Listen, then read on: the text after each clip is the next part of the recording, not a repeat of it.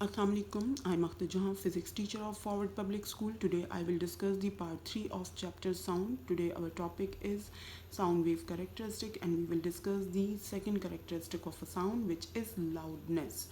Okay, on a page number 32, check 11.22 topic है आपके पास, सब टॉपिक है of the characteristic of a sound, and आपके पास नेम ऑफ द करेक्टरिस्टिक क्या है, लाउडनेस है। आपके पास लाउडनेस क्या होती है, आपके पास loudness is a subjective property of a sound है, ठीक है, और डिपेंड किस पर करती है, आपके पास condition of the human ear पे डिपेंड करती है, यानी रिसीवर की कंडीशंस पे डिपेंड करती है।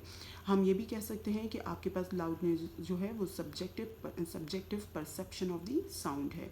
Okay, now discuss the loudness, the greater the sound energy. अगर आप जो है साउंड एनर्जी जो है वो इंक्रीज़ करेंगे, दी लाउडर इज़ दी साउंड, तो आपके पास साउंड जो है वो लाउड होती जाएगी, ठीक है। फिर आपके पास सेकंड लाइन में क्या बता रहे हैं कि आपके पास लाउडनेस जो है वो एक objective quantity of a sound पे डिपेंड करती है, which is amplitude. The loudness depends upon the amplitude height of the sound wave, ठीक है। अब आपके पास जो एम्पलीट्यूड है वो फर्दर किन फैक्टर्स पे डिपेंड करता है, the area of the vibrating body पे डिपेंड करता है, distance from the source of the sound पे डिपेंड करता है, material through which sound is travelling पे डिपेंड करता है। Larger the area of the vibration, आपके पास मतलब एक वाइब्रेटिंग बॉडी जो आपके पास साउंड को प्रोड्यूस कर रही है, अगर आप उसका एरिया जो है वो इंक्रीज करती हैं तो आपके पास क्या होगा, larger will be the amplitude of the sound produce, as a result आपके पास क्या होगा, लाउडनेस इंक्रीज हो जाएगी। सेकेंड आपके पास है distance from the source of the sound, आप जितना सोर्स ऑफ द साउंड से दूर होती जाएंगी उतना आपके पास जो है एम्पलीट्यूड जो है वो स्मॉलर होता चला जाएगा, ठीक है ना। तो फर्स्ट आपके पास क्या है कि लाउडनेस किस पे डिपेंड कर रही है, एम्पलीट्यूड। फिर आगे आपको बता रहे हैं कि area of the vibrating body increase and decrease होने से आपके पास एम्पलीट्यूड जो है वो इंक्रीज डिक्रीज होता है, तो आपके पास लाउडनेस ऑफ अ साउंड भी इंक्रीज एंड डिक्रीज होगी। फिर आपके पास distance from the source of the sound पे आपके पास जो है डिपेंड कर रहा है एम्पलीट्यूड के, अगर आप डिस्टेंस इंक्रीज करेंगी from the source of a sound तो आपके पास एम्पलीट्यूड डिक्रीज होगा और एज अ रिजल्ट लाउडनेस भी डिक्रीज हो जाएगी।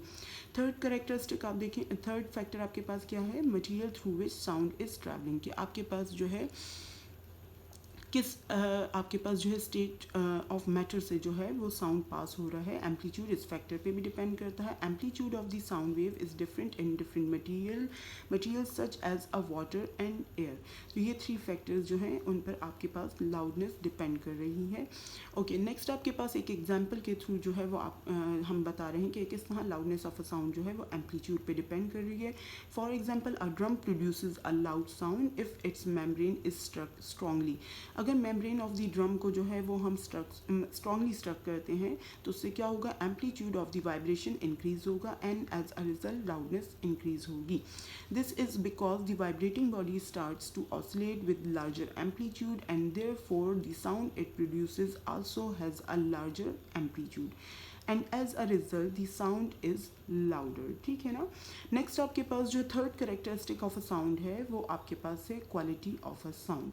आपके पास the property of a sound, first definition है, the property of a sound by which two sound of the same loudness and pitch are distinguish from each other. दो sound आप लेते हैं और उनको जो है आप डिफ्रेंशिएट कर लेते हो, जबकि आपके पास दोनों साउंड का लाउडनेस एंड पिच जो है वो सेम होता है। तो आप अगर उनको डिस्टिंग्विश कर लेते हो तो किसके थ्रू कर लेते हो, आप क्वालिटी ऑफ अ साउंड के थ्रू कर लेते हो। The same note on different instruments sounds different. We say the notes differ in quality or a timbre. Quality को हम timbre भी कहते हैं। Second name of the quality जो है वो timbre है। तो आपके पास पेपर में अगर आता है what is the timbre और what is the quality of a sound, तो आपने यही टॉपिक अटेम्प्ट करना होगा। एक्चुअली क्वालिटी में आपके पास होता क्या है कि आपके पास जो है sound produce by any musical instrument जो है वो आपके पास किस से मिलकर बना हुआ होता है, फंडामेंटल फ्रीक्वेंसीज से मिलकर बना होता है और हार्मोनिक्स ऑफ हायर फ्रीक्वेंसीज से मिलकर बना होता है। मतलब कोई भी म्यूज़िकल इंस्ट्रूमेंट जो है उससे जो साउंड प्रोड्यूस होता है वो आपके पास फंडामेंटल फ्रीक्वेंसी और आपके पास हार्मोनिक्स ऑफ हायर फ्रीक्वेंसी का कम्बिनेशन होता है। अब जो आपके पास इंस्ट्रूमेंट्स होते हैं डिफरेंट, वो आपके पास जो है जब हम प्ले करते हैं तो उनसे जो साउंड प्रोड्यूस होता है उनमें आपके पास फंडामेंटल फ्रीक्वेंसी तो हो सकता है कि सेम हो, बट हार्मोनिक्स जो वो नंबर ऑफ हार्मोनिक्स जो वो जनरेट कर रहे हैं ना वो डिफरेंट होते हैं।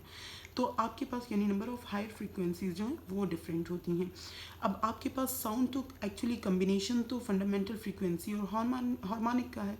तो आपके पास जब ये हार्मोनिक्स और फंडामेंटल फ्रीक्वेंसीज आपस में सम अप होते हैं तो आपके पास जो है हम कहते हैं कि एक इंस्ट्रूमेंट का साउंड जो है वो दूसरे इंस्ट्रूमेंट के साउंड से डिफरेंट हमें सुनाई मतलब हम परसीव करते हैं।